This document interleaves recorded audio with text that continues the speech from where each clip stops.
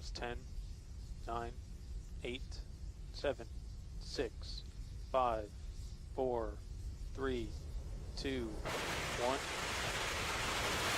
We have liftoff of Falcon 9. Falcon 9 is clear to tower.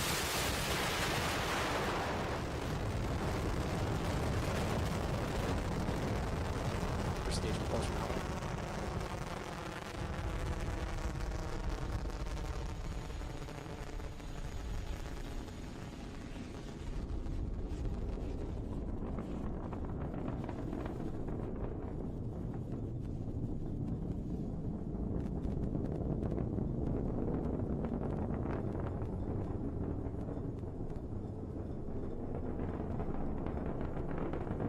Stage 1 propellant utilization active. Falcon power is 1 beacon on.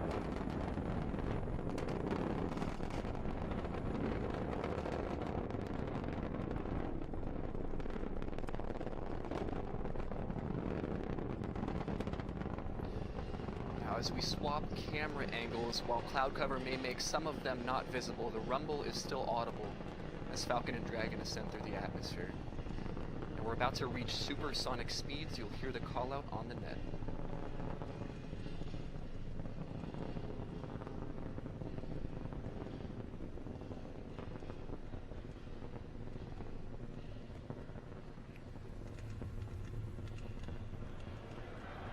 And then chill started.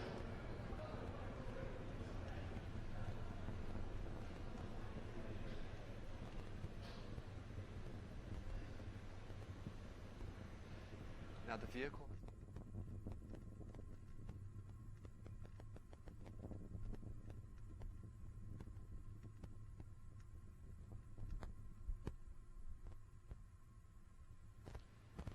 Now the vehicle has gone supersonic, which means that it's traveling faster than the speed of sound, greater than Mach 1, which at that altitude is about 750 miles per hour. We have also passed max Q, which is the maximum dynamic pressure that we will experience. From here on out, it's less and less loads on the vehicle as we continue to ascend. Now we're going to come up on 4 events in rapid succession. We'll let those happen and then I'll briefly discuss what they were. But those are MECO, stage separation, second engine start, and then the boost back burn.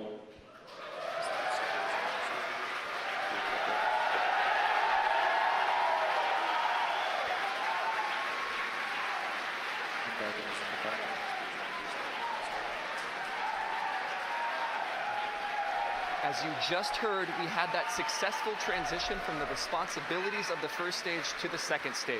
Main engine cutoff, stage separation, second stage engine start, and then the boost back burn to bring that first stage back to landing zone 1.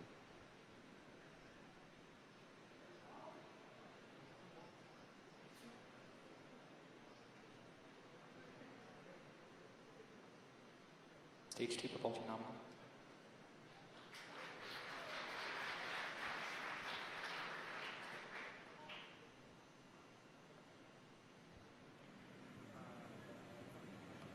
So as you just heard from Brian, it sounds like we had a successful stage separation and a successful light of that second stage engine. That means that the Dragon is currently on its way to the International Space Station. Now coming up soon, we're going to have a few events coming up in quick succession.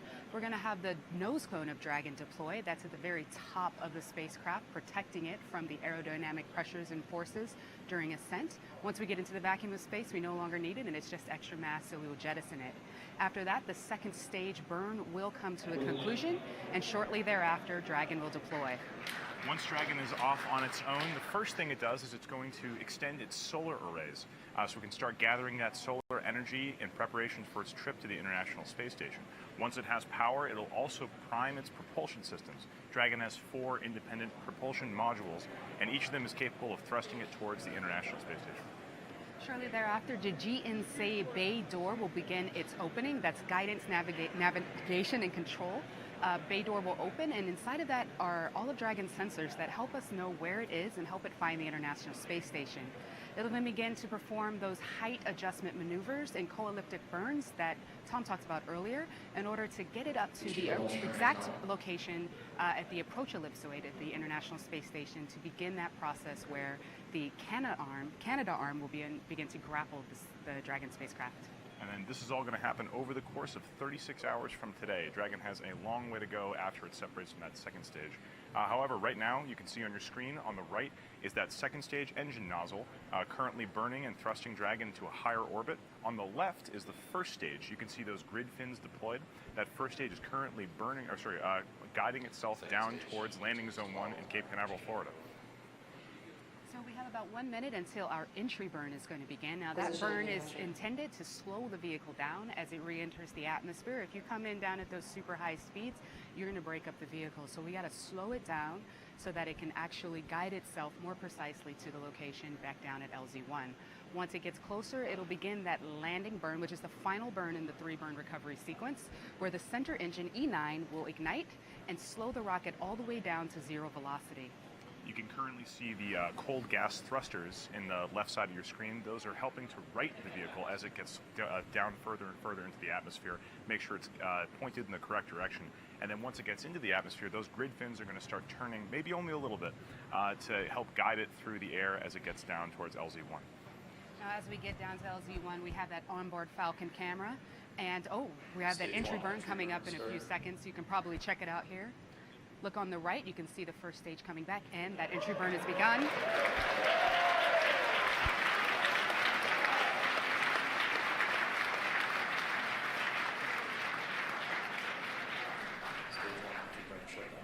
And the entry burn has shut down.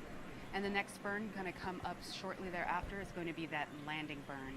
So we do have cameras stationed at LZ1. It's a little bit of a cloudy day still there, so we may not see the Falcon 9 first stage come all the way down. We may just catch the very end of it. That landing burn is actually pretty short. It starts only a few hundred meters off the pad. You may not be able to see it all the way down, but we hope we can get some good video. And when we get that really cool footage, you should be able to see the fire sneak in through the frame. Again, it really depends on cloud coverage and how our tracking cameras are positioned. We could see that, that's a really cool view over to the left side, the onboard camera of Falcon 9. You can see the Earth coming closer and closer. You can see it's passing through the cloud cover right now. The landing burn is just starting. That's a beautiful shot of that first stage returning. Let's watch it go down to the pad.